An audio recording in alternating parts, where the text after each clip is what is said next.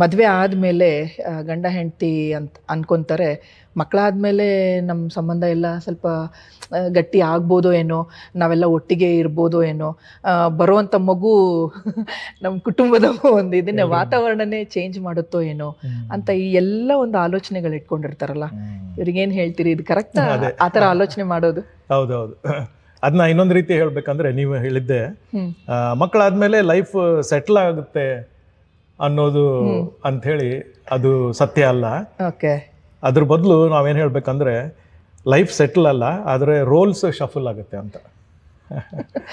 So ಒಂದು ರೀತಿಯಲ್ಲಿ ಏನಪ್ಪ, ಮಕ್ಕಳು ಬಂದಮೇಲೆ ಎಲ್ಲ ಸರಿ ಹೋಗ್ತದೆ ಹಾಗೆ ಈಗ ಅಂತ ಹೇಳಿ ನಾವು ಅಂದ್ಕೊಳ್ತೀವಿ, ಆದರೆ ಆ ರೀತಿಯಲ್ಲಿ ಅಲ್ಲ ಅದು. ಈಗ ಮೊದಲೇ ಎಪಿಸೋಡ್ನಲ್ಲಿ ನೀವು ಹೇಳಿದ ಹಾಗೆ ಕೆಲವು ಭ್ರಮೆಗಳು ಅಲ್ವೇ, ತಪ್ಪಾದ ಭ್ರಮೆಗಳಿಂದಾಗಿ ಎಷ್ಟೋ ಅವಘಡಗಳು ಆಗ್ತಾ ಇವೆ.